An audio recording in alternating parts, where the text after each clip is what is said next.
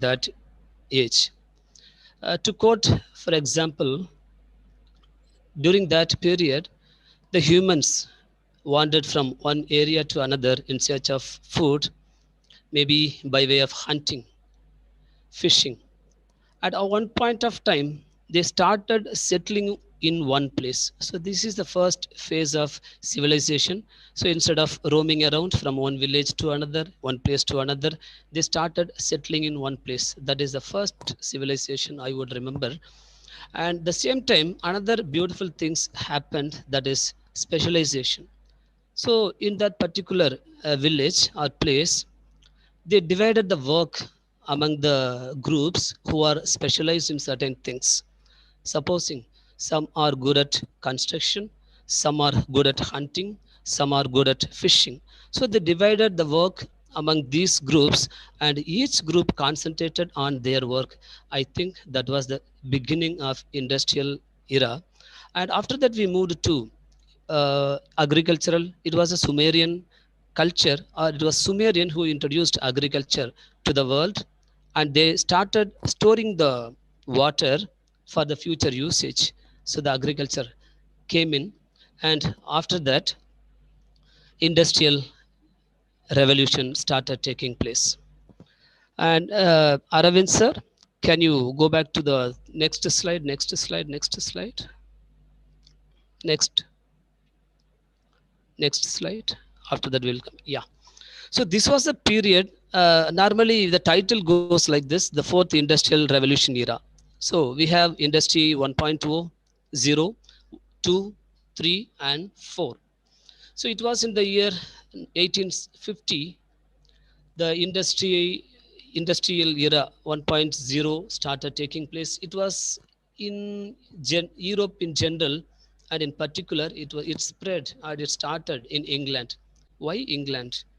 So people say, according to some researchers, they say the culture, the study, the science are very much related to the everyday lives of England. Therefore, it was that period James Watt introduced or invented steam power. So that was the starting point of industrial era, industrial age. So with that steam power, they started commuting from one place to another. They started transporting goods from one place to another, and that was the first era using the steam power. Next. Yeah, this is the second industry 2.0, and slowly we are moving the advanced level in the manufacturing system started taking place. It is given by the features mass production, assembly line, and electrical energy. So instead of producing manufacturing items in a small number, now mass production took place, and one such notable thing happened is assembly line.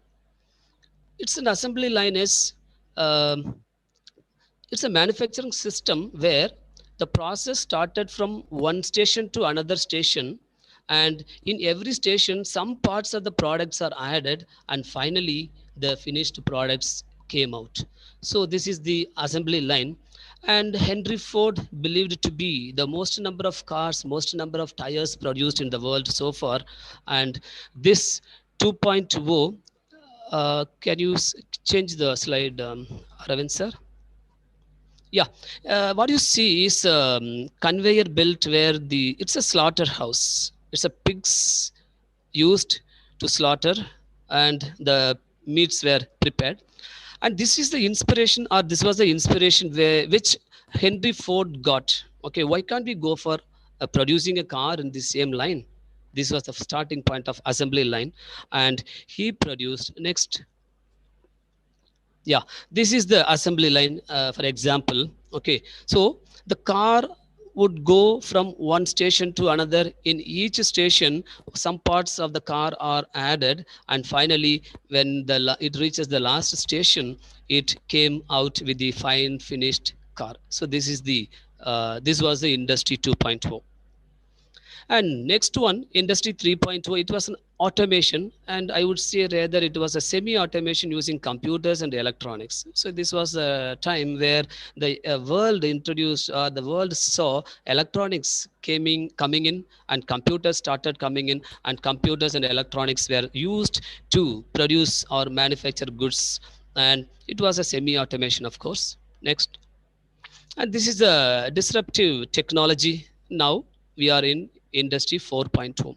According to one statistical data, by 2030, the artificial intelligence automated process will create 700 million jobs for the young, the jobs like data engineering, data mining, data scientist. So this is the age, and now this is a crucial age where the industries, be it small or big, it has to align with the changes in technological environment, changes in external environment.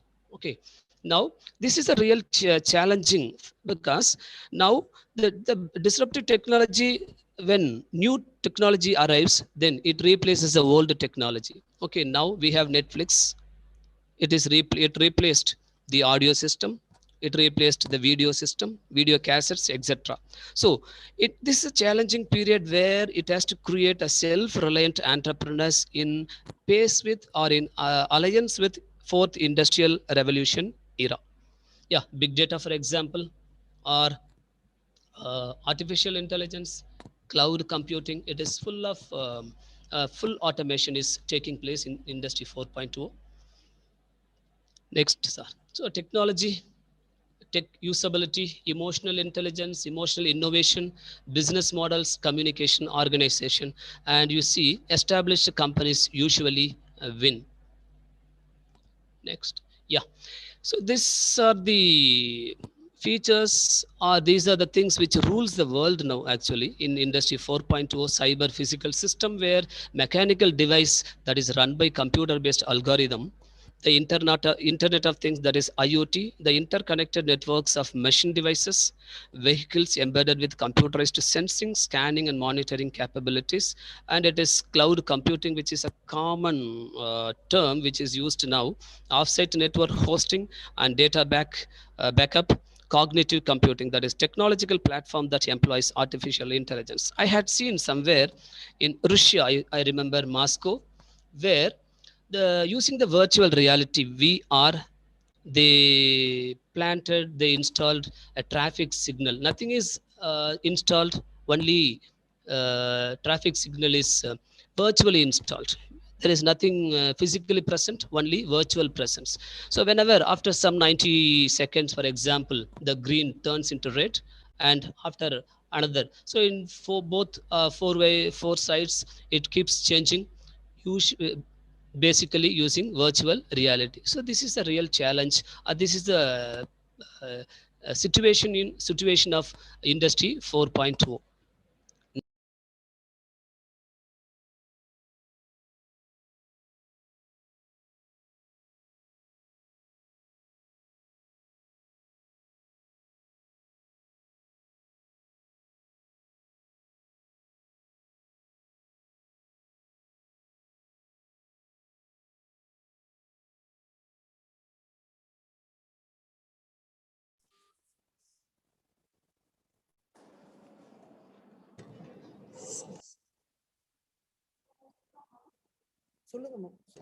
Sir, it is not audible, sir.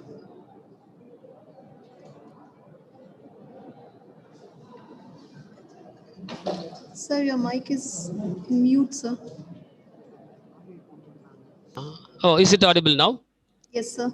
Yeah, please go to the first slide, very first slide, where I had the definition of entrepreneurs. Then I will come back to this.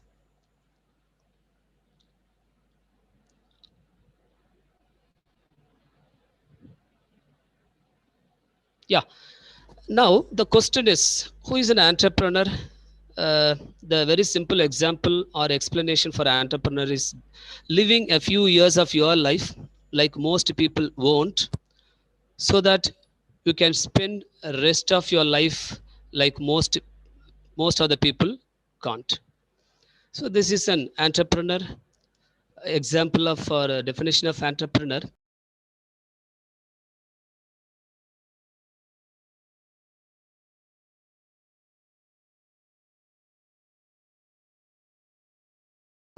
Sir, again, the mic is in mute, sir. You are not able to Yeah, hear okay, it, sir. okay, sir. Now this is an entrepreneur roller coaster. Have you see? Are you able to see the picture?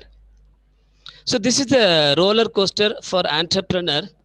Take for example, you have to power up, you have to get ready, buckle up, meet the minimum requirement, fill your empty seats, take the front seat, pick up the speed, hands in the air, and finally you smile for the camera. So this is a roller coaster that we ride always. The similar way, the entrepreneur also goes through different it's not a like easy task. He has to start the business, get ready, meet the minimum requirement, okay, fill the empty seats, taking the front or taking the market share, sometimes picking up the sales, and finally you smile when your company is performing good.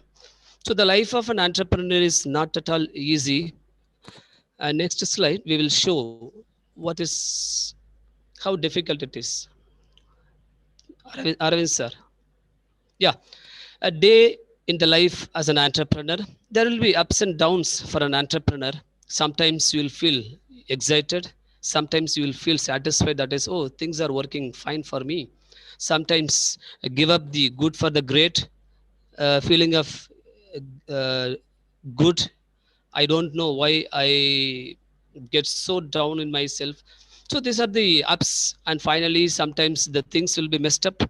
Sometimes you'll feel your business may go bankrupt. Sometimes you feel that you come out of your business. These are the ups and downs, a real roller coaster for an entrepreneur, and how one is sustaining in the market requires a lot of potential, lot of caliber to stand in the market. Next. Yes, Aravind sir. Yeah, go back. Yeah, this is sustaining. If you see the technology, whenever the technology is introduced, technology newness, low high is given, and the other side impact on market is given. So the one which is in green is technology or new business model that disrupts the existing model. Now we are exactly in the disruptive. Just to see the difference between sustaining and disruptive technology. Sustaining is one a significant improvement on a product that aims to sustain in the position in an existing market. That is the sustaining technology. A disruptive is one a technology or a new business model that disrupts the existing market. Now we will look at the difference between these two in the next slide. Yeah, just differences between these two. In sustaining innovation, problems are well understood. I know what is going on, okay, but at the same time in disruptive innovation, problems are not understood. Then sustaining is related to existing market, and disruptive innovation is related to creating a new market.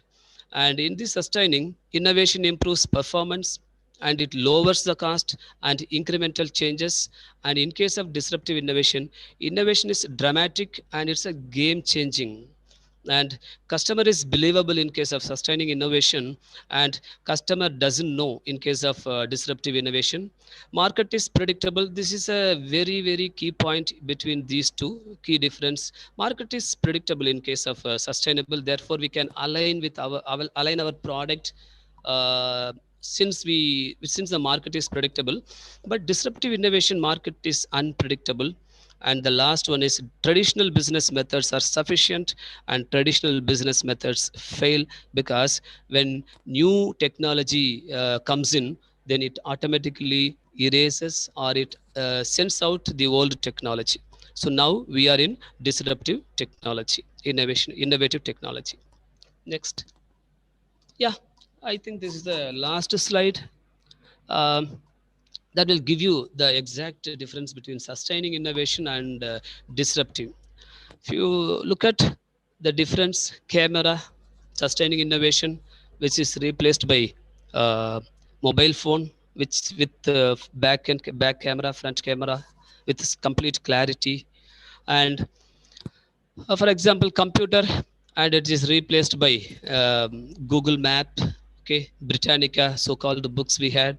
Now Wikipedia e-format, everything is available, and blockbuster movies, now it is replaced by Netflix, and so called taxis are replaced by Uber. You don't need to have this, but Uber will is enough. There are so many innovative ideas. One such ideas I will give you now. There is one product called shaking pillow. Shaking pillow, it is for people who usually snores. When people at night during the sleep, if a particular person snores, automatically it is an irritation for others who sleep in that particular room. Therefore now there is one new innovative product, shaking pillow, which is connected to your mobile. So whenever a person started snoring, it gives signal to the mobile, and again the mobile gives signal to the pillow, and pillow start shaking. So when the pillow starts shaking, you don't snore, and others are sleeping in peace. So this way, there are lots and lots products, innovative ideas coming in using the disruptive innovation.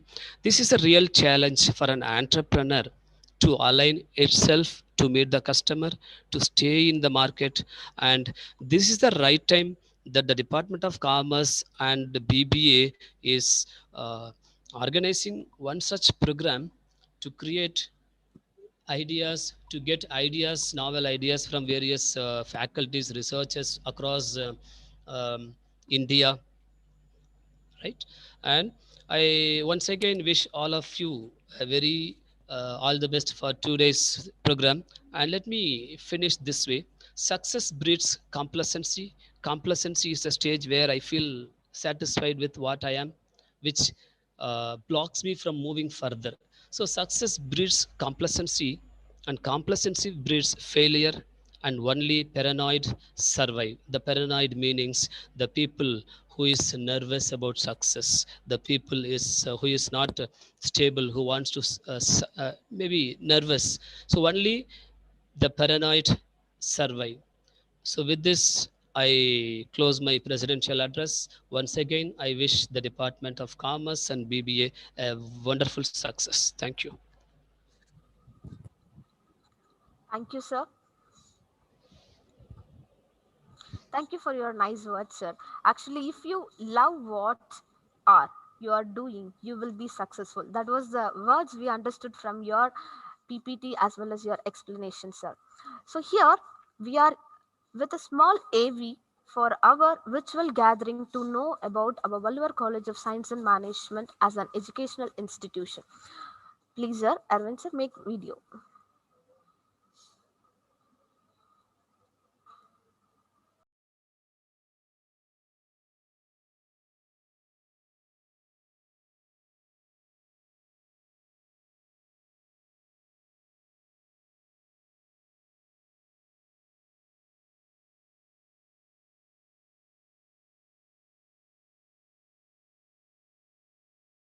கல்வியில் சிறக்க வல்லரசு India விரைவில் பிறக்க கரூரில் கல்வி கடலாய் திகழ்ந்து கொண்டே அறிவியல் மற்றும் மேலாண்மை கல்லூரி. கேடில் விழுச்செல்வம் கல்வி ஒருவர்க்கு மாடல்ல மற்றையவை. கல்வி ஒன்றே சிறந்த செல்வமாகும், அதற்கு ஒப்பான சிறந்த செல்வம் எதுவும் இல்லை என்ற வள்ளுவன் காட்டிய நல்வழியில் எதிர்கால சந்ததி கல்வியில் சிறக்க வல்லரசு இந்தியா விரைவில் பிறக்க கரூரில் கல்வி கடலாய் திகழ்ந்து கொண்டிருக்கிறது வள்ளுவர் அறிவியல் மற்றும் மேலாண்மை கல்லூரி.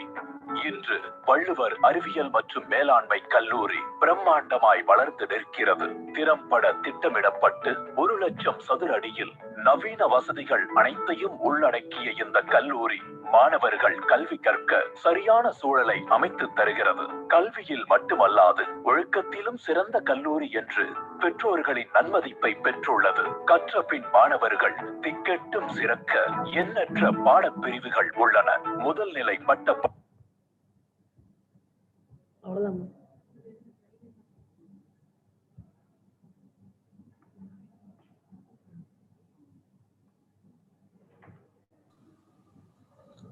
Now I cordially welcome Dr. G. Vincent, Principal, Valdova College of Science and Management, to introduce the resource person of today's conference. Please, sir.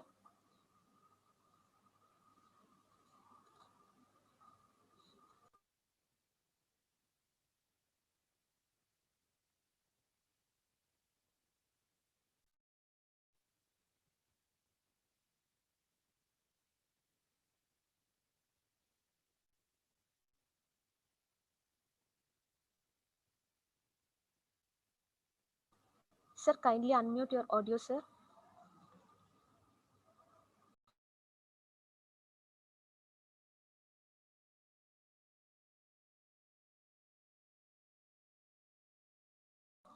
Sir, Vincent, sir. Vincent, sir, am I audible, sir?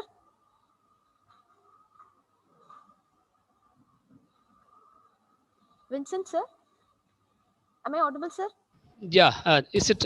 Am I audible Okay. now? Yes, sir. Now, Yeah, something went wrong. Okay, is sir present? Sir has arrived. Hello. yes, the screen is presented, sir. No. Okay. Okay. Now, yeah, let me take this opportunity to introduce the speaker to you. But before that, I would like to thank the Miss Raghavi, the governing council member, who took her heart and soul in fixing the resource person for these 2 days. And now what you are seeing on the screen is Dr. Stephen King, the faculty or the teacher of Miss Raghavi. It's a great honor that we have him in our midst for the presentation for another 1 hour. But it was you who fixed or who found out the right person for the right time and for the right topics. So let me go ahead. Yeah, he's an academic entrepreneur and he is a senior academic faculty in Leeds University, UK. And he was also worked as a business analyst for the Rover cars, and he was in charge for programmer for banking and communication systems. And next, Aravind sir. Aravind sir.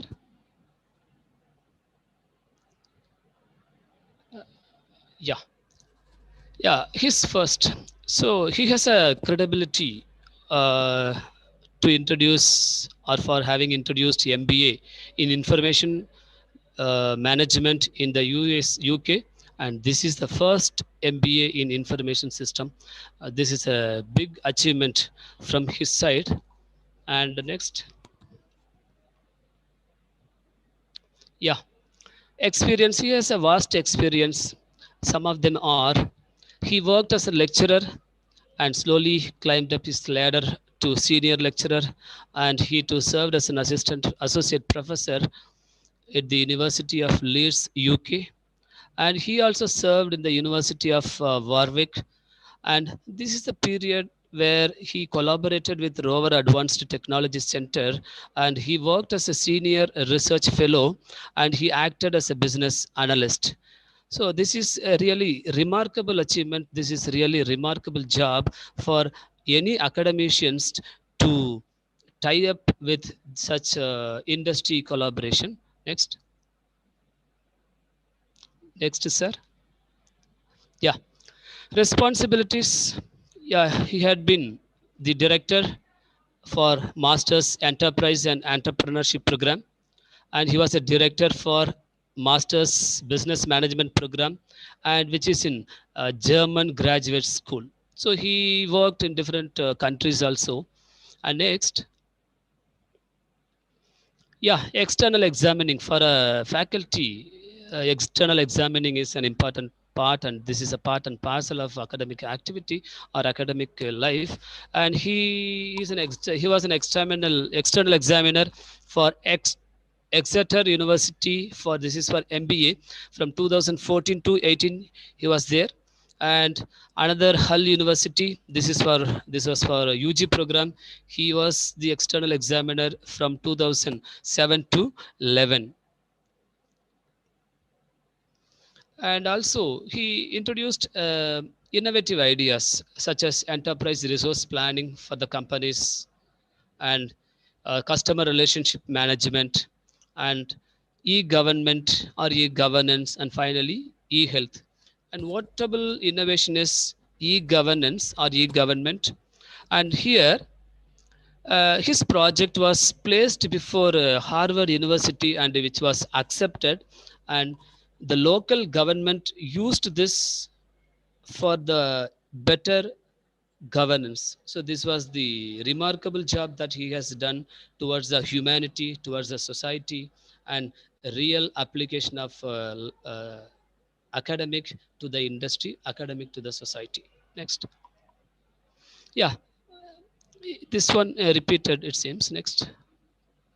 Yeah, so much of credibility that the man has got, the Mr. Stephen King, the teacher of Miss Raghavi, and we are very delighted to have him for the 2 days program, and that too today for the keynote address. I, on behalf of the entire college in general, and Commerce and BBA in particular, welcome him. Sir, really we are happy to have you. We are really honored to have you for this seminar, sir. Thank you.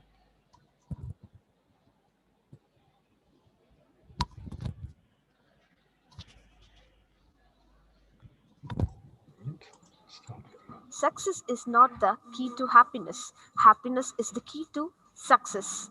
I take this privilege to warmly welcome our the most awaiting moment of the chief guest speech. Now I call upon Dr. Stephen King, Director of Master Science, Enterprise and Entrepreneurship, Leeds University Business School, United Kingdom. Please, sir, the session is yours. Okay, thank you very much, Chair. And I'm delighted to be here, everyone. And I just sort of caught the back end of the introduction from Dr. Vincent. So thank you so much. And it's a cold, wet morning in Leeds at the moment. I'm looking out my window, the rain is pouring down. So I hope you guys have a warmer and more pleasant environment where you are. I'm delighted to be here, and we live in strange times, don't we? The pandemic is obviously a terrible thing across the world, but it's meant that we've moved on to online teaching and Zoom, and it's quite common now for us to bring people from all over the world into our classrooms. So in many ways, that I guess is a good thing, and maybe a positive from the world we live in now. I'm going to share my screen. Hopefully the technology will work, and I will give you my presentation. So let me just try this. Yeah. Okay. Good, and that should hopefully come up. Good. So hopefully you can see me. Savita, I can see you. Can you see the screen? Yes, sir, it's visible, sir. Great. There's nothing worse than spending an hour talking and no one can see or hear you. Okay, everyone. So I'm going to give this presentation, and again, thank you for the organizers for inviting me to give this talk. I run the Masters in Enterprise and Entrepreneurship at the University of Leeds in the UK, and have done so for the last 8 years. So I have a fair bit of experience in enterprise education. And what I want to do is to share that experience with you today. But I promise you it won't be a sales pitch for the University of Leeds, much as I'd love you to come and join us on the course. I want to tell you what we do and my views on enterprise education, but I also want to talk about some of the things we could do better. So it won't be a sales pitch, I promise you. Okay, so hopefully we're working okay, yeah. I'm hoping most of you will know where Leeds is, but if some of you don't, I've got a little map on here. So we're in the north of England, near to Manchester, and it's a big city. We're the fourth biggest city in the UK, so we're bigger than Glasgow or Edinburgh, for example. We're set in beautiful countryside, although it does rain from time to time, and it's a major finance, legal centre, and particularly healthcare. So the NHS in the UK is based in Leeds, and therefore we have a huge ecosystem of health technology companies, for example. I thought I'd include a little photograph of the famous Leeds United football team of the 1970s, which I'm sure most of you weren't born then, but they were the best team in the world in the 70s. The good news is they've just returned to the English Premier League. So if you're a football fan, you might have heard of them recently. And then at the bottom of the slide, I've got a couple of photographs of buildings. So the one on the left is the main building of the University of Leeds, the Parkinson Tower. And it's one of the largest research-intensive universities in the UK. The one on the right is the business school. So that's where I would normally be based, although I'm actually in my home at the moment. We are all working from home, as I'm sure many of you are as well. I won't give you a sales pitch, I do promise you that, but just to give you some sense of the achievements of the university. So it is one of the top universities in the UK. It's one of the top 10 for research, for example. It's one of the top for teaching as well, this TEF, the Teaching Excellence Framework. And the business school has been accredited by all the major global accrediting bodies. So we'd like to think we're quite good at education in general and business education in particular. And down the bottom of the slide, a couple of things relating specifically to entrepreneurship education. On the left, we've won the Small Business Charter Gold Award because we do a lot of work with small businesses. So we're not just ivory tower academics. And on the right, you'll see the university itself as a whole university won the Entrepreneurial University of the Year award in 2015. So so you can see hopefully that we're a fairly strong performer. And I hope you can all hear me okay. Dr. Vincent, I can see you. Can you hear me and see me okay? Great. I'll assume that's a positive. Okay, a little bit about myself, but also to give you a context as to why I think the way I think about entrepreneurship. I have a background in industry. The first 10 years of my career were working for major companies in IT and in manufacturing in particular. And then around the age of 30, I joined the university sector. And ever since then, I've always tried to engage my students with practice. I ran the MBA at Leeds for a number of years, and the executive MBA. The photo on the bottom left is me in Germany with a glass of champagne, welcoming our new intake of German students. So for 12 years until recently, I ran our MSc in Germany. And these were students studying at weekends. They were working for Bosch or Siemens or Volkswagen or Audi. So again, working very much in practice as practitioners. I run the MSc in Enterprise. I'll talk a lot about that in a few minutes. And I also run a startup business with my wife called Together Friends. So this is a female friendship network in the UK. So your mothers could join it, but unfortunately, if you're in India, it won't work. So I've got sort of ongoing experience of entrepreneurship, both as an academic and as a practitioner. And that kind of informs my view, and I'll explain more as I go on. So that hopefully gives you a bit of a context as to where I'm from and my own background.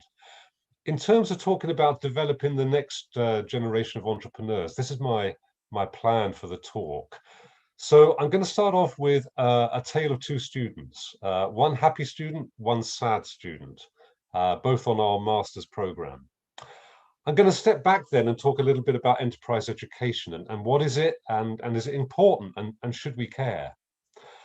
I'm going to talk about enterprise education at Leeds, but I try not to do too hard a sell when I do that. And then I'll focus in on what I call my baby, which is the MSc in Enterprise. As I say, I've run it since it started 8 years ago. Towards the end, I'm going to step back and look at the research on enterprise education and does it work? And then finally, as the organizers have kindly given me this platform, I thought I'd take my chance to say, if I ruled the world, what would the ideal enterprise education look like? So I'll talk for maybe half an hour, and then hopefully there'll be time for any questions you have. Okay, so let's start off looking at our two students. These are real students. The first one is Ha Pham, and she came from Vietnam, and she studied the MSc in Enterprise and Entrepreneurship. And her story is on the business school website. You've got the link there, so you can see her talk about her story. And she's my happy student. She was great. She came from Vietnam. She came from a long way away from the UK. A lot of our students are international students on the MSc. I think Dr. Vincent mentioned Raghavi, your own colleague from India. And we have quite a few Indian students on the program. And Ha Pham, she came in, she was positive, she was enthusiastic, she enjoyed the academic content, she engaged a lot with our practitioners and our entrepreneurs, and also she engaged a lot with her classmates who are from all over the world. So she kind of absorbed every opportunity on the program. And I'll come back to her in a short while. In contrast, I'd like to talk about Annie. And Annie's not her real name, but she didn't have a very good time on the program. She came from the UK. And a few sort of points of biography, I'll just put these up here. She was a mature student. She'd worked for a number of years before joining the program. She'd studied business before as an undergraduate. So this is a master's program that I'm talking about. And she had a clear business idea that she was already working on. So that is all good. So when I looked at her application, I thought, this is good. You know, this is the sort of student I'm happy to have on the program. And she expected a highly practical course that would help her launch her idea. So this was fine. So far, so good. What happened next? We offer Spark scholarships. Spark is the university startup organization. And every year when the students come onto programs across the whole university, so not just my program, if they wish, they can apply for a Spark scholarship. And this is about £10,000. It's mentoring, it's access to networks. So it's great, it's very valuable. But there's only about 10 of them offered each year across a university which has about 35,000 students. So not all 35,000 students apply for the scholarship, of course, but maybe 100 or 200 apply. So you've got at best a 10 to 1 chance of getting it. And Annie was unsuccessful. She was good, but she didn't actually make the grade for this scholarship. So she was disappointed with that. She was frustrated by the academic elements of the course. And I'll explain the course structure a little bit later on. So we have academic modules, we have practical activities. She'd done a degree in business. She didn't want to learn more about business education. She had financial pressures, some students do. And that, of course, increased her pressure. And at the end of the course, she graduated, she succeeded, but she said, I've wasted a year and a lot of money. So as you can see, in comparison to Ha, two students, same program, two very different outcomes. So I'm just going to leave those two people in your minds to think about. I will return to them at the end of my talk.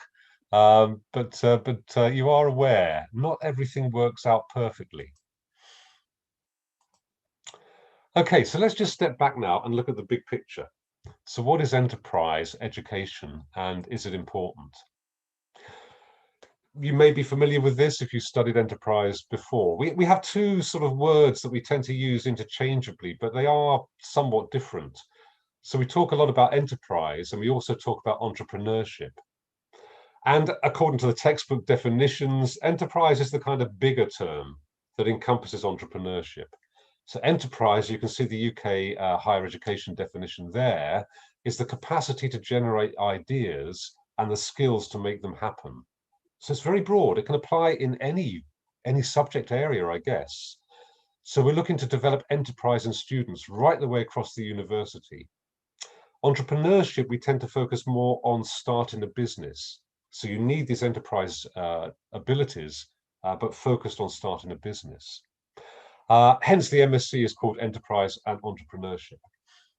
And these are highly desirable. They are very popular concepts with the UK government and policymakers, and also with employers. So we've got a lot of support in the UK.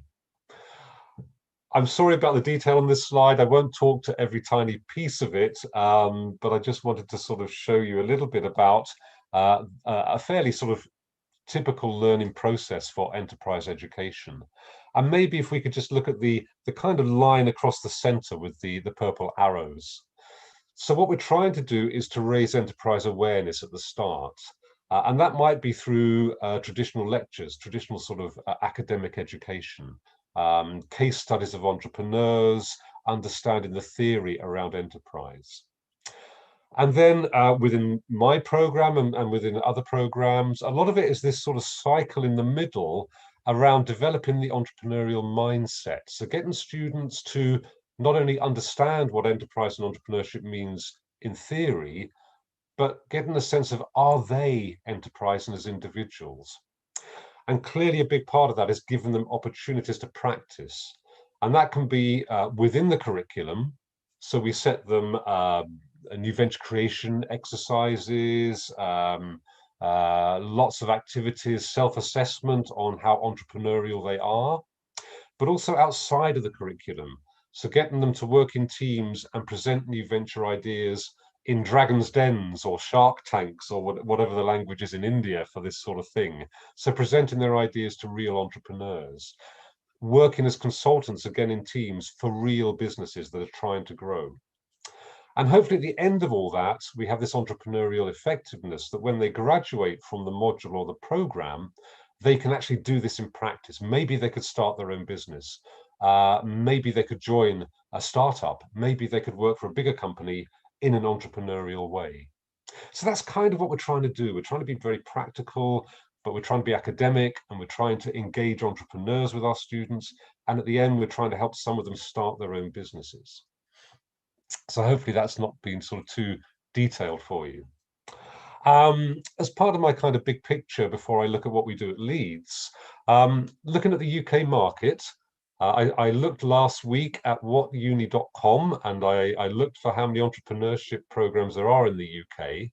And currently 52 universities out of 140 offer entrepreneurship programs, either undergraduate or postgraduate level, and about 135 programs across those universities. And this is growing as the years go by. So it's a kind of fairly fashionable area, I guess, and an increasingly popular area. They often combine entrepreneurship with business or management or innovation. So you can see some examples there. Manchester, Bath, Sussex, Edinburgh. So we're not the only university to be doing this in the UK. Is it important? Well, government think it is. They often think about economic growth, particularly around startups. So the UK government, and I suspect India may be the same, they want to see new businesses. Employers like the transferable skills. They want graduates with bright ideas, but who can also implement those ideas.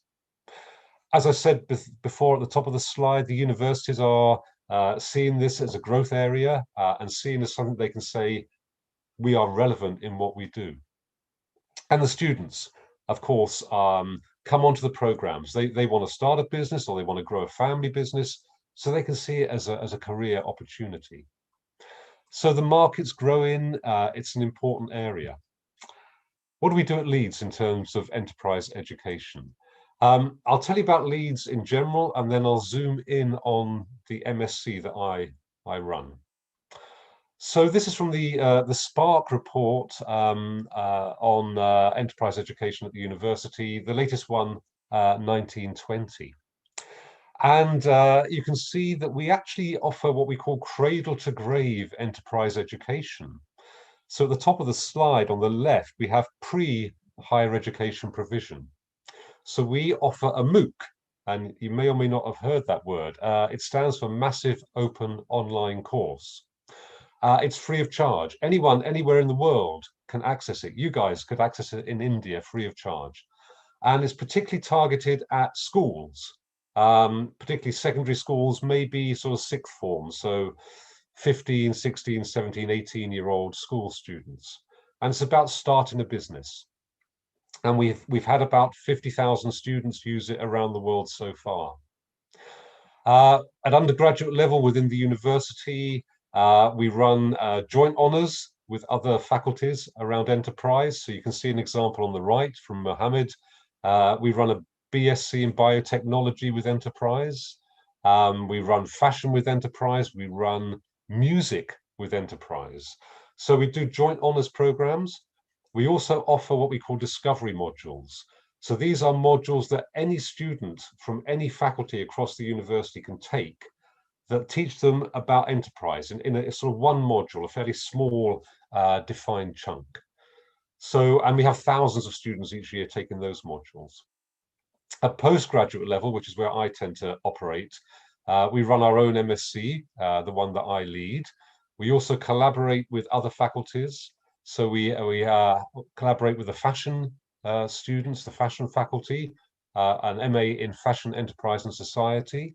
We collaborate with the environment faculty with their MSc in business and sustainability. And so on and so forth. And at the top of this scale, we offer short courses to business. So I, for example, run mentoring and coaching courses for business owners in the Leeds area. So hopefully you can see this is pretty big. This is pretty big, and it goes right the way from schools to senior entrepreneurs who are running their own businesses. So I think we're probably the biggest provider in the UK in terms of that whole spectrum. That was kind of the what we call the within curriculum, the courses we offer. And then, of course, we do a lot of extracurricular activities too.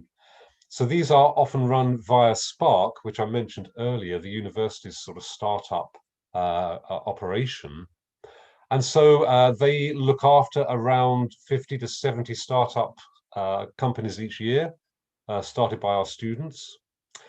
They have an incubator on campus where once the students have graduated, they can spend a year or two working on their own business idea with mentor support, with entrepreneur support.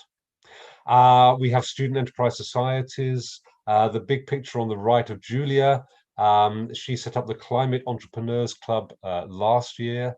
And we have ambassadors. We have entrepreneurs like James in the middle of the slide there, who studied medicine at Leeds. He decided not to become a doctor, but set up his own startup, which has grown very rapidly. And now he comes back in and mentors the next generation of Leeds students. So we have a lot of people doing that kind of thing. So hopefully it gives you a sense of the kind of big picture. Now I come on to my baby. So I'm just going to have a little pause. I'm going to have a quick swig of my water. So this is the MSc in Enterprise and Entrepreneurship. This is the program I run, and I've run it since the start 8 years ago. So I want to tell you a bit about it. So this is our sort of aim statement, to provide students with a critical understanding of entrepreneurship, intrapreneurship, which is entrepreneurship within a company, and social enterprise, so companies that are developing social aims. Maybe it's to do with looking after homeless people or people in need. Maybe it's to do with the environment. So those things, and specifically the process of new venture creation within different environments. And I highlight in red the phrase critical understanding. And this goes back, if you remember, to my example of Annie at the start. So what we are offering here is an academic program. So the students will have lectures, they will have exams, they will have to read research papers, they will have to write essays, as well as talking to entrepreneurs, as well as thinking about starting their own businesses. So this is one of the things that I kind of want to highlight in my talk, is the complexity of enterprise education.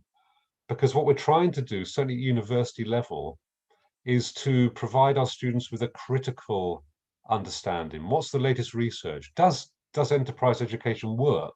You know, we are critics, we are academics, but also we recognize and we believe that some want to start a business, some want to grow a family business. So we've got to have practice in there as well. And this is quite a tension around enterprise education. So we say it's not a startup, incubator or accelerator. The program itself looks like this year. These are the modules. I must say we kind of stripped it down at the start of the academic year back in September because of the pandemic. So the university generally simplified a lot of its degree programs so that we could deliver them to a high standard online. And that takes a lot of resource. You know, we're not an online education university, not traditionally anyway. So we had to throw a lot of resource into our modules. So we kind of simplified the structure. We're hoping next year, next academic year, we'll be back on campus. And we're actually planning to expand our modules again. So for example, we'll offer some option modules, which we didn't offer this year. I won't go through the whole thing. That would take too long. But just to highlight, and hopefully you can see, it's a mixture. So we have entrepreneurship, we have new venture creation, we have developing your potential, which is very much about the individual student. But we have things like consulting, because we recognize not all our students want to come onto the program to start a business. A lot of them go into management consultancy, for example. We have digital transformation because, of course, that's huge news. We have more academic subjects like effective decision making, which is around psychology of decision making. And then in semester 2, we have, again, quite academic subjects, global perspectives. How is entrepreneurship undertaken in India, in China, in the UK, in the US, etc., etc. So hopefully that gives you a sense. It's quite a mix of academic and practical. Just to highlight one or two features, developing your enterprise potential includes a company consultancy project. A lot of our students want to go into consultancy, as I say, or to grow their own family business. New venture creation includes the development of an individual business plan, which the students can take forward into their own startup. And then at the bottom, the dissertation, which sounds quite academic, but actually has 3 forms. So the students can either work on their own new venture idea, and about half of them do. About a quarter will work on what we call a business growth idea, and I'll give some examples later on, often from their family businesses. And about a quarter will do what we call a research dissertation, where they pick a subject of interest to them, like crowdfunding, and look at that in more detail. So hopefully it's given you a sense of the master's program. Around the program, so that's the kind of the modules. Around the program, we offer a lot of extra support. We have our ambassadors, and these are our entrepreneurs in residence. You can see 8 of them on the slide there. There's about 25 of them on the website. So, and these are wonderful people. So these are business owners. They're very busy people, but they give of their time to come back in, to talk to our students, to give guest lectures, to offer projects to our students, to mentor our students, and to help us as academics on designing our program to make sure it's real and it's relevant. Spark, I've mentioned several times already, the Student Startup Support Unit, and all the students in the university can access Spark. And it doesn't just stop there. So we have very close links with a couple of the major banks within the city. National Westminster, and they have an entrepreneurs accelerator within the city centre in Leeds. And that's where people that are starting their own businesses, growing their own businesses, have hot desking facilities. They can talk to each other. So it's a great environment to share learning across different startups. They have mentoring, they have access to finance. So our students can access all of that within the city centre. We also have a close link with Yorkshire Bank, who are part of the Virgin Money Group, and they offer their business clients, their small business clients, as companies that our students can work as consultants for. So during the course, our students work on live consultancy projects as well. And the university has 3 student entrepreneurship societies. So it has the main one, the Entrepreneurs Society. It has Enactus, which is around social enterprise, and it has Rethink Climate Solutions, which is the Climate Entrepreneurs Club. They've renamed themselves recently. So a lot of interest in sustainability amongst the students. Okay, so I hope I'm not sort of going into too much detail for you here, but I want to give you a good solid understanding of what we do. I just want to end my look at the MSc by some examples of the enterprise dissertation. So this is the kind of end point of the program. So I've got quite a few little examples here. So a recent one, Jumbo Guides. So this was a student who was a very keen mountain climber, and particularly in Africa. And so he wanted to develop a business with a social conscience. And he knew that the guides in Africa, the mountain guides, didn't get paid much money. Their work was quite precarious. And so he worked on a platform that would match adventure tourists to mountain guides in Africa. Another student from China looked at setting up a care home for elderly people in China. So the aging population issue that she was addressing. A lot of our students are interested in healthy food, vegetarianism, veganism, food provenance. So a lot of our students are interested in setting up cafes and restaurants like the Wellness Cafe. Here's one of the students from Vietnam. And a lot of our students are international students and very interested in English language learning. So this student was looking to set up a language school for her dissertation.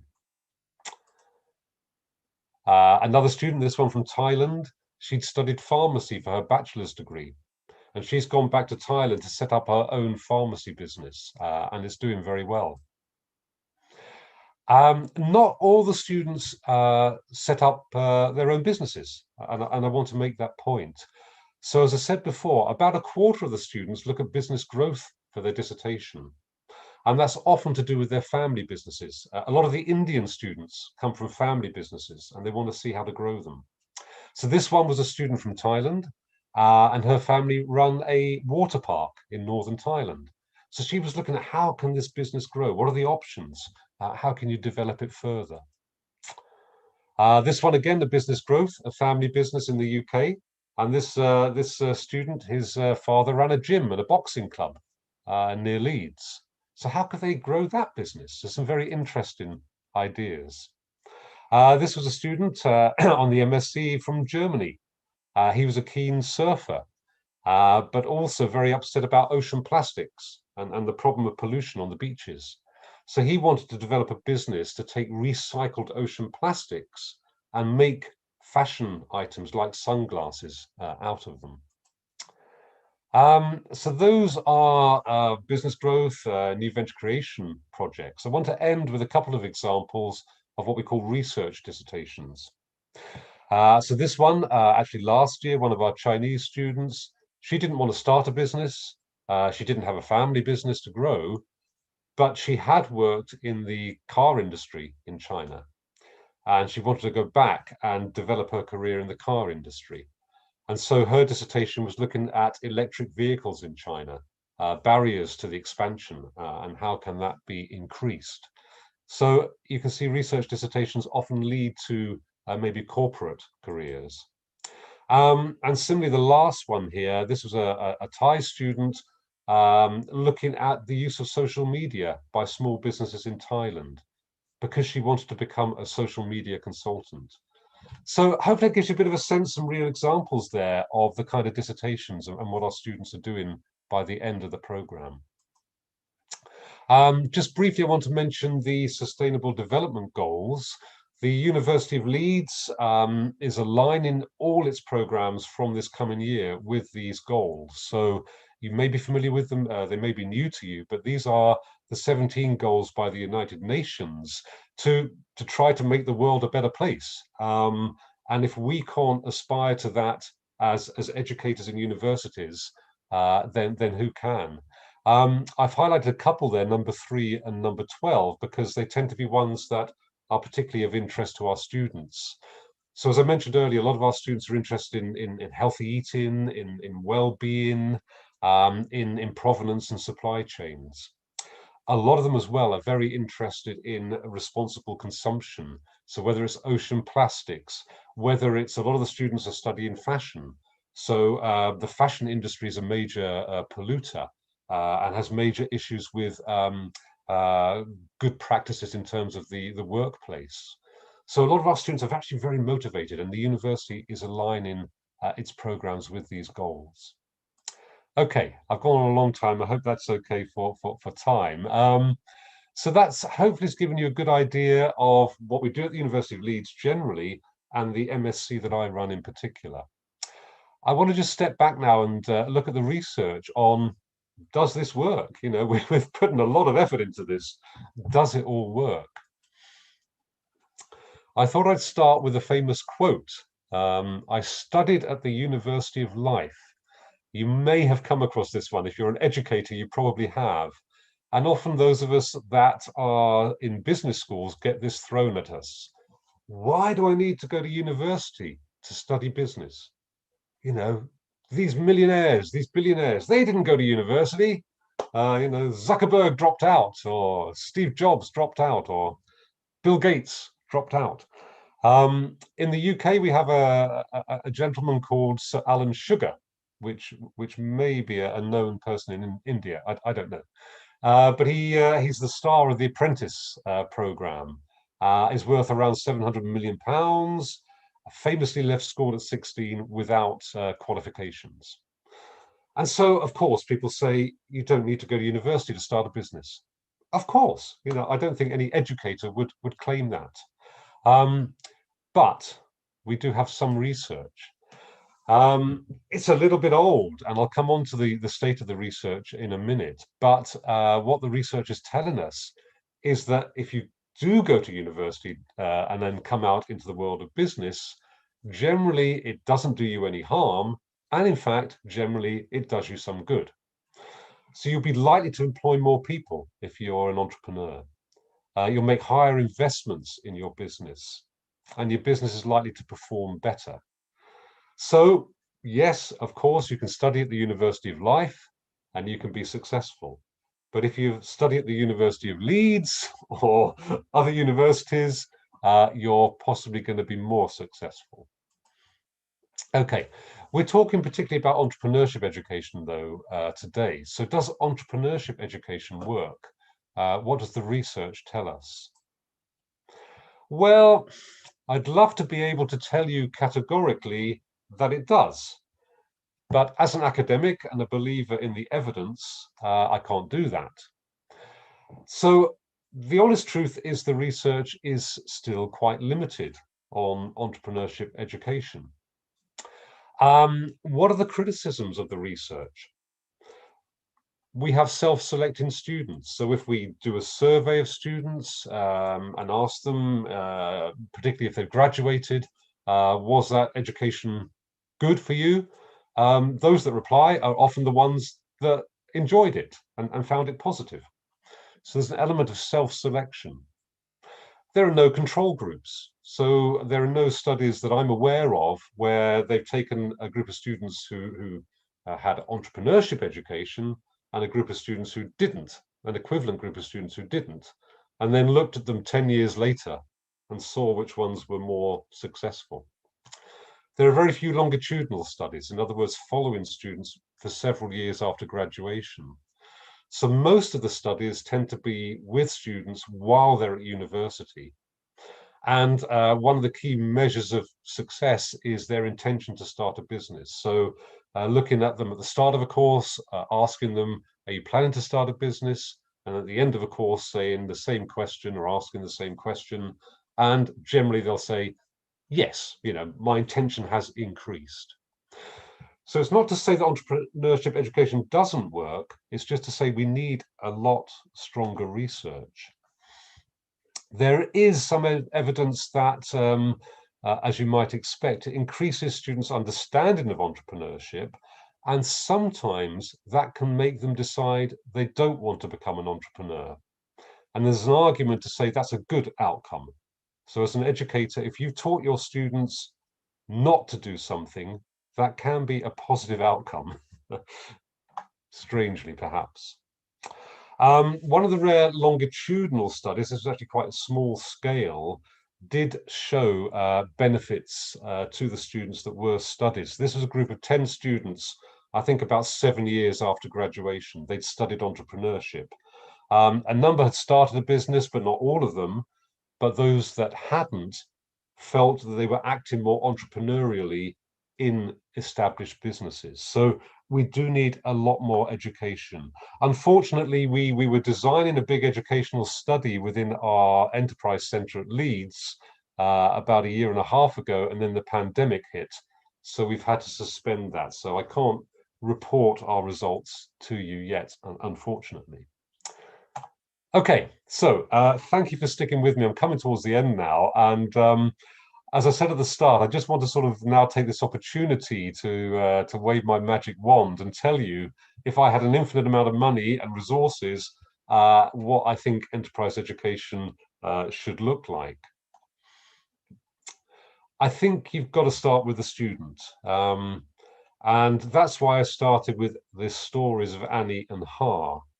So you remember Har and my happy student.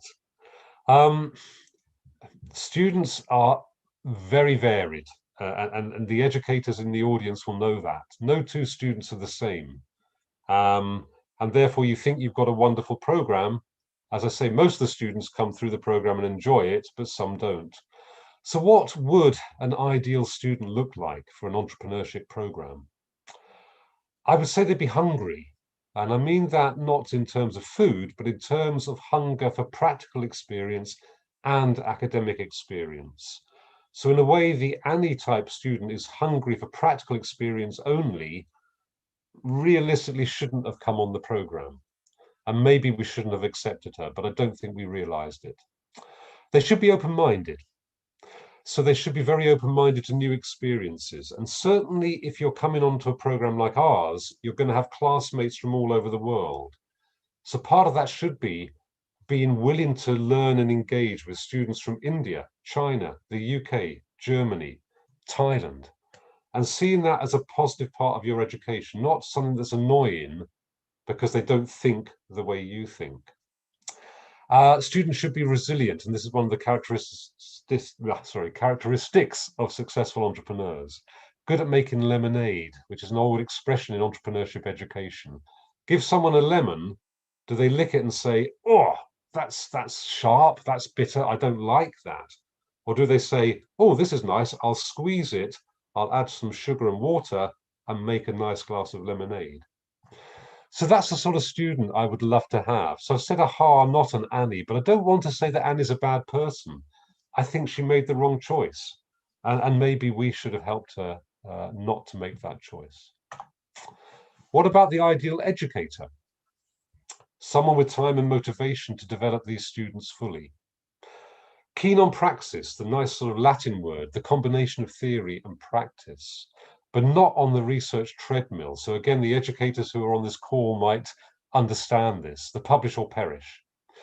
So unfortunately, I think the way the world's going, and I've been around long enough in education to know, to have seen this happen over many, many years, is that we have increasingly developed what we would have thought of as the American model. So this idea that it's all about publications in top journals. Whether anyone reads them, whether anyone cares, doesn't really matter. So that is a real pressure on academics, whether they like it or not. And it means you don't have the time, and it can damage your motivation to develop our students fully. And I would suggest maybe some startup or SME experience. So I think that's probably a good thing to have in the mix.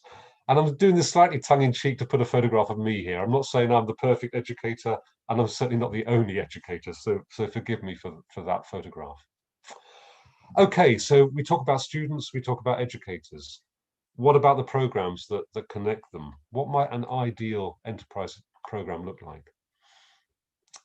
This is where I kind of sympathize with Annie. And again, I've tried to do this myself with redesigns of programs, and it's very difficult in a university like Leeds.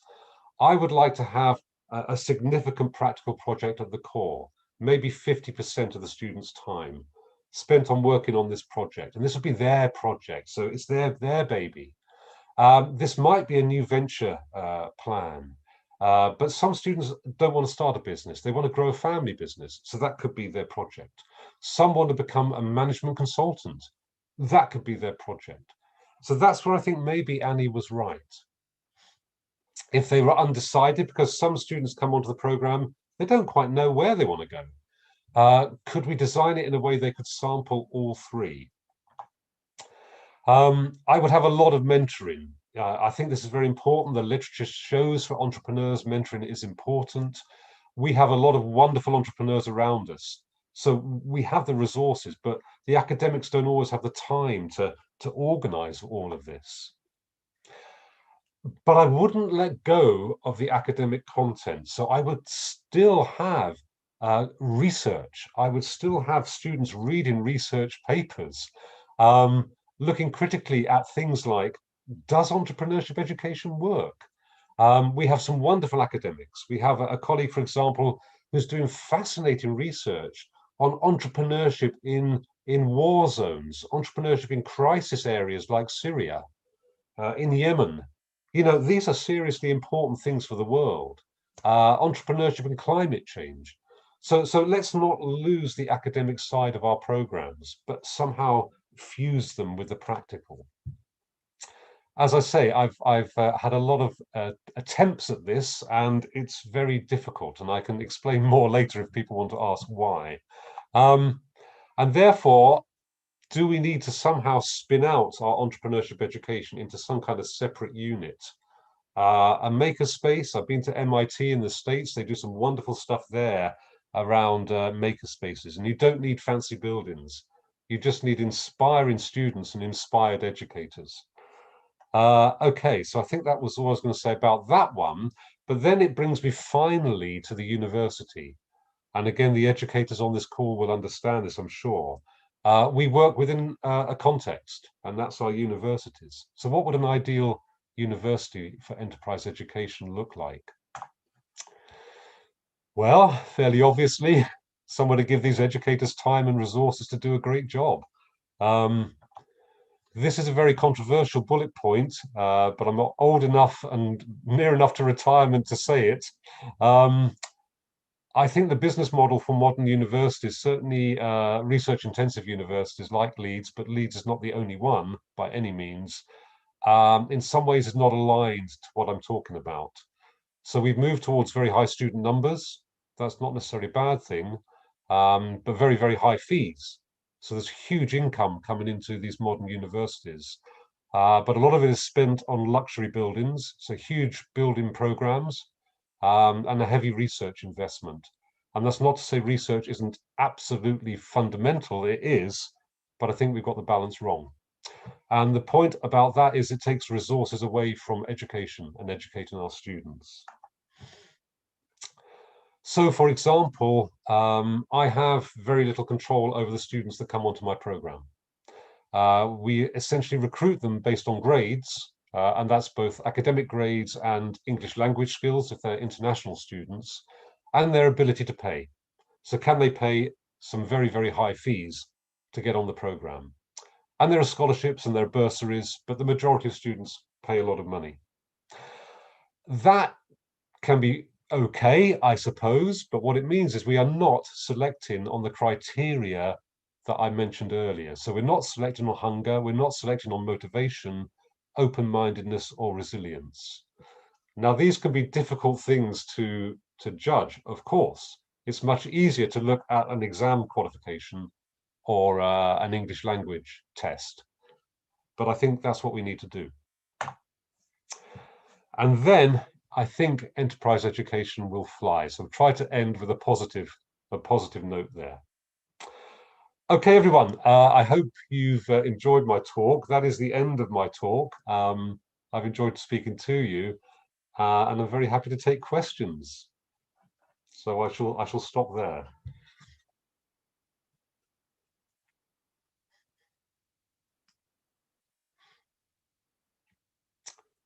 So, Dr. Vincent, are you are you able to chair? Oh, thank you so much for this wonderful presentation. Oh, actually, Hello. Yeah, I'm so happy to have you. It was a dream come true for me, actually. I remember talking to you back when I was a student at Charles Tucker Building. You're walking down the stairs, and I approached you asking if you could do a webinar for my students. And then that time, I think it was not feasible. I was waiting for this day to come for like a year above, and so happy. It was taking me back to all my UK days. It was sitting.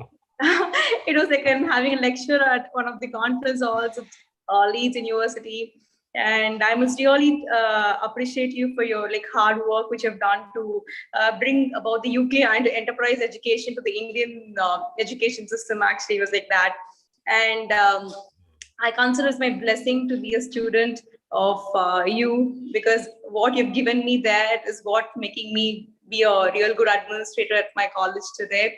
And I'm sure you'll be happy to see what I'm progressing. It's all because of the dissertation which we did in the new venture creation, or like family business growth, which we all like sat together working on a business model canvas, and that really helped me a lot.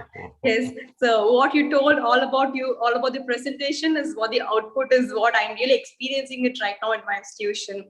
And I must really tell that even we are, following the sustainable development goals, what you said, we're also keeping it aligned, and we're like working close towards it in our institution as well.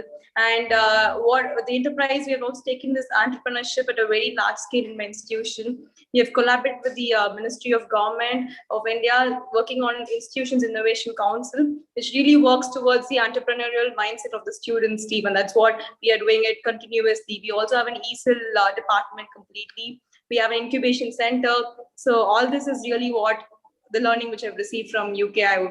I'm really grateful for that, for Leeds and yourself. And I must really say that this is the beginning of a journey between Valvar College and Dr. Steve, and as well between Leeds University Business School. And I'm really looking forward for the great journey which we'll be having in the coming years. And soon I want you to be in the institution, give an offline session for the students. That'll be really motivating, and I'm sure that will happen one day soon. Thank you so much, Steve. Excellent, Ragavi. I remember you in class, and I remember a group exercise, probably a business model canvas, and you were writing on the whiteboard, and I think you then presented back to the class what you'd discovered. So I do remember those days. Yes, exactly. Lovely, Yes. lovely. And I hope, and I'm very intrigued by your university, and I hope one day to come and visit you, of course. And I guess you're working in a different environment to us at Leeds, and I read the profile of the university, and you're working with maybe students from a more rural background. Yes, exactly. It's a very different environment, which would be fascinating for us to collaborate and understand better. Exactly. Yes. Sure. Yeah. Yes. Thank you so much. Yeah, and I think our team is ready with the questions. They'll be here. Yes. Yeah, sure. I'll see if I can see the questions. Sometimes I have to stop sharing the slides to see the questions, so I'll just see if there are. Yes, sir. Yeah, no, I can see them. That's good. Yeah. So Do you want me to answer these questions, Ragavi? Yes, sir. We have some You can take the questions. I'll be. Savita ma'am, do you have the questions? You can ask to sir. Yeah, if you ma'am. have. Dr. Yes, Stephen King, sir. So we have some questions in our chat box. Can you able to see that, sir? Yes, thank you, Savita. Yeah, I can answer them. Yeah, I can see them. So I'm just checking then. So from Aravinth, how to encourage students to choose entrepreneurship as a career path after graduation? What is the role of academic business incubators? Yes, encourage students to choose entrepreneurship as a career path after graduation. How to encourage them? That's a very good question. I guess there are two sort of things maybe I can think of here. One is whether they then go on to do, say, a master's program in entrepreneurship, and the other one is maybe what you're asking is whether they just go straight out and start a business. Yeah, I mean, the reality in the UK, and I'm sure it's true across the world, is that most startups fail. So starting a business is a high-risk venture. And we teach this on the entrepreneurship program. So I guess the general advice is start quite small, learn quickly. The Americans call it fail fast, to use their phraseology, and learn as you go. So that your first idea will probably not succeed.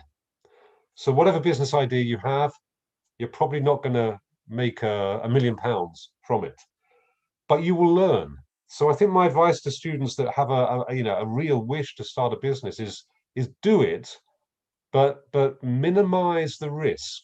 And you do that in two ways. One is you minimize the investment you make. So don't bet all of your money, all the family savings on the business. Somehow try to start quite small. The other way is to learn quickly and get lots of advice. So another thing that people do badly when they start a business is they get very precious about their business idea, and they won't listen to people who say that's not a good idea. So I think start small, start without too much money. So somehow work out how to do it very simply and grow it. Listen to lots of people. Be prepared to change. So if it's not working, change. Ultimately, be prepared to stop that particular idea after maybe a year or two if it's going nowhere. And you wouldn't have wasted your time. So I guess my advice would be, if you want to start a business, yes, start it. Recognize your first business will probably not succeed. Therefore, don't invest too much money in it, but see it as a learning process, rather like when Ragavi came to Leeds for the Masters. Take it as a learning process. So your success measure is not, am I going to make £1 million after a year or two? Your success measure is, have I learned? And maybe from that learning, you will make a successful business, or maybe you'll go somewhere else. We just don't know. None of us know. So that's maybe to answer your question, the first one, Aravind. So how to encourage students? I'd be honest with students. So I wouldn't encourage them by saying, start a business, you will succeed. I'd encourage them by saying, start a business, you will probably fail, but you will learn a lot and you will change and you will succeed eventually. What's the role of academic business incubators? Yeah, I mentioned incubators. We have one at Leeds. Most major universities do. So this is where students, typically at the end of their program, will take a year or two after graduating to work in an incubator. And an incubator is generally an open plan office, maybe where, let's say, maybe up to 20 people could hot desk at any one time. So their role is to allow these students to learn about their startup idea, like I've just said in answer to question 1, but learn about it in a very supportive environment. So in other words, reducing the risk and increasing the support, therefore, hopefully and generally increasing the chance of them being successful. So that's the kind of role of the incubators. So hopefully that's answered your questions, Aravind. Savita, how do political and technological factors affect entrepreneurial growth or success? Gosh, Savita, that's a big one, isn't it? Political factors in the sense of government support can be very important. I guess most obviously in terms of grants to start a business, in terms of tax breaks, tax reductions, if you're a startup. So the UK government is very supportive in terms of training, in terms of free mentoring for entrepreneurs and for startups. So in terms of political support, yes, I would say very important, very valuable. Again, it goes back to reducing the risk for the individual entrepreneur. Technological factors are hugely important. Fairly obviously, as we've all seen, I'm sure in India as well, with the pandemic, a lot of businesses have started. We have a lot of sensations in the UK. A guy called Joe Wicks became a sensation, kind of cool young guy who did online exercise classes, particularly for children. So we've had lockdown, all the kids have been at home, they've been homeschooling. Every morning, 9 o'clock, Joe Wicks comes on camera, really cool guy, good music, and he does stuff that little kids like, jumping up and down. So technology and the pandemic has accelerated this enormously, is very important. Can you start a business online? Yes, you can. Can you use free software like Zoom as your platform? Yes, you can. So I think the entry barriers have been reduced through technology. Online businesses in general, you know, the high street shops are closing rapidly in the UK. The online retailers are booming. So technology, I think, is hugely important. Absolutely, Savita. So entrepreneurs are looking at technology all the time. The costs are going down. I think technology will be part of your story. Um, so hopefully that's answered your questions, Savitha. Um, Uma, India, a large number of youngsters are doing their family business. What would you suggest is success? Yes, you're right, Uma. And Ragavi is an example. So proportionately, I'd imagine more of our Indian students look to grow a family business than to start their own business.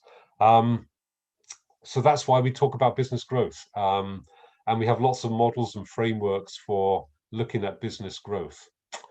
How do we do that? How do we do that? Yeah, to be successful. Well, I guess in terms of our program, one of the things we do is we give our students live consultancy projects with other businesses. So I suppose one success factor would be to look at other businesses, successful businesses. If you're doing a university course, a good course will enable you to connect to those other businesses. So that's one thing you get as part of the offer. If you're not doing a university course and you're just trying to grow the family business, I think market research is good. So I think, as probably Ragavi did with her dissertation, I think look at you'll have access to your suppliers, talk to people, interview people, look at your competitors, do mystery shopping. If your competitor has some kind of shop you can visit, look at their website, do competitor analysis. Again, through university, you have access to lots of wonderful business reports. So I would say also read the business reports if you can get hold of them, understand the trends, understand how technology is affecting your business sector, understand if there are government initiatives and support for your business sector. Talk to your customers. A good business, of course, should be talking to your customers. So finding out what they think of your business, what they think of your competitors. So I think those are all things I think that help to grow a family business. What else? What else? What else? I think money and finance, and so understand finance. Get yourself on a finance course. It doesn't have to be a master's in entrepreneurship. It could just be a short course. Understand the money. Understand where you can raise money. Understand the capital market. So I think education, but also yourself going out there. Talk to your family members. Family businesses are strange things, though. There's a lot of research on family businesses. Family businesses have very strong emotional ties, and that can be good and bad. So family businesses often last longer than non-family businesses because they have a kind of resilience, but they don't always recruit the best people because they give a job to a family member. So maybe instead of recruiting a marketing professional, you give it to your brother. And your brother may not be very good at marketing, but he gets the job. So I guess one thought, which I know is perhaps more tricky, is think about getting outside expertise into the family business. So a long answer, but hopefully there's some things that made sense there, Uma. If you want to become an entrepreneur, what are the cognitive skills that you improve? Yes, this is a good one. Gosh, you're asking some good questions today. Cognitive skills. I can type something into the message just so that you can see it. Yes, Ragavi would have done this. The Get2 test, get2.com. You can try this. It's free of charge. It's about 50 questions, and they rate how enterprising you are, and they look through a number of the dimensions. So things like risk taking, open-mindedness, I mentioned before, a thing called locus of control. How willing are you to take responsibility? creativity. So they measure all these things. So there are tests out there that you can take, and they give you a kind of scorecard and advice on what to do. I think, yeah, all the things I've said would help your cognitive skills. So take a course, take an academic course, do the reading, talk to people, talk to entrepreneurs. Again, universities enable you to do this through their networks, but all those things are good. But there are academic tests you can take as well. And also just try it. Try to be enterprising. Start a little business, even if it's only selling sweets in the local shopping center. Just start it. Just do it. Next question then, Vijay. Good afternoon. Okay, Krishna. How to? Oh, sorry. We've had that one I think already, haven't we? About the political and technological factors. And Vijay, yeah, I kind of just there are all the factors. What are all the factors to adopt new technology industry 4.0 in India? But oh yes, Vijay, thank you. That's a big question, isn't it? Industry 4.0, and I know that's one of the themes of the conference. And wow, it's heading our way, isn't it? I ran a course in Germany. I mentioned to you guys at the start, and as you'll probably know, the Germans are very good at technology and manufacturing. And so a lot of my students were involved in Industry 4.0, which in my understanding, and I'm not an expert in Industry 4.0, but I think of it as the Internet of Things. So this idea that everything's got a little sensor on it. So if you're in a factory, you can track all the parts and things moving around, and if there's any problems. But more widely, of course, it's wider than that. So it includes things like smart cities. So the idea that our cities will have sensors all over them, and they'll be measuring traffic flow, and they'll be measuring pollution, and they'll be optimizing as we go along. So Industry 4.0 is huge. Entrepreneurship, given, as I said at the start, entrepreneurship is about, well, it's about starting new businesses, strictly speaking, but enterprise is about being creative, having new ideas and implementing them. I think Industry 4.0 is all about creativity. It's all about having new ideas. So I think the two things are very, very closely linked. My only thought about entrepreneurship is, does it cost quite a lot of money to be an Industry 4.0 entrepreneur?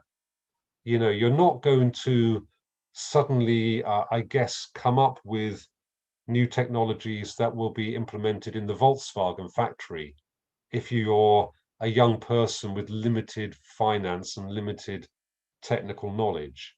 So I think Industry 4.0, my understanding, I say I'm not an expert, but my understanding would be, if you want to get into it,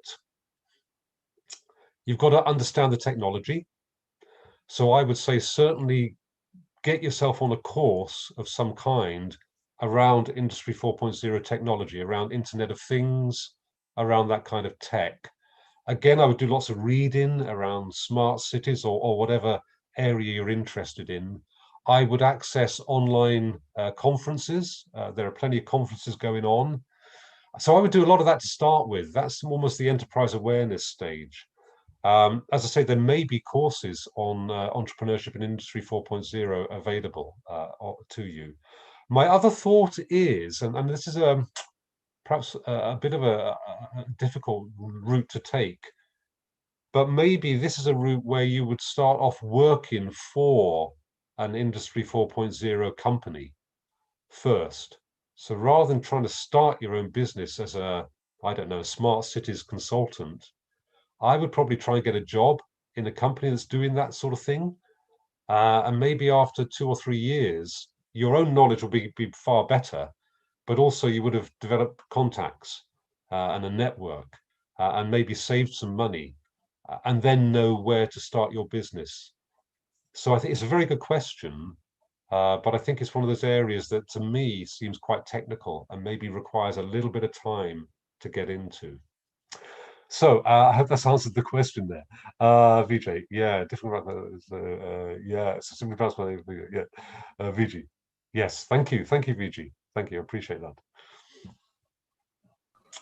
Thank you, Dr. Right. How are we Steve doing for King. time, Thank Ragavi? you. The purpose of the day was fulfilled with the practical tales of the two students by our speaker. The gathering were enriched with the role of entrepreneurs in the society as well as the virtual universal significance of academic entrepreneurs.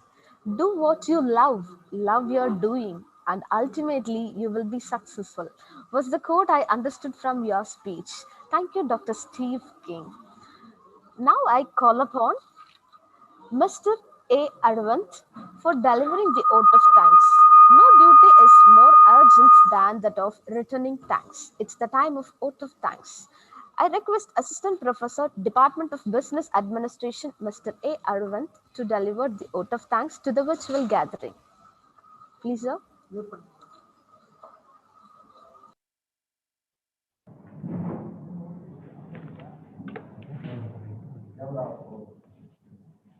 Today, I take the opportunity to put all my gratitude into words. On behalf of college management, staffs, and students, I would like to thank our keynote speaker, Dr. Stephen Kings. Thank you, sir, for taking his precious time and consenting to be keynote speaker for today's conference. Thank you so much, sir. You're most welcome. It's been an absolute pleasure. Thank you, sir. Thank you. I shall say goodbye to you now. Thank you, guys. Thank you, Ragavi. I'll see you soon. Yeah, thank you, Steve. Yeah, I'll be in touch with you in the mail. Thank you so much. Okay. Thank you, everyone. Have a good conference. Thank you. Thank you. Thank you all the virtual participants of today's international conference program.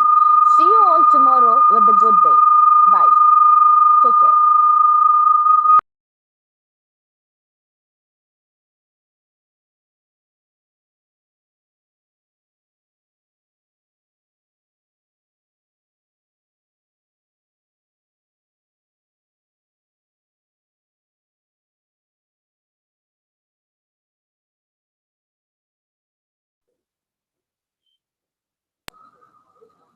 Dear conference participants, there is an information for tomorrow's session.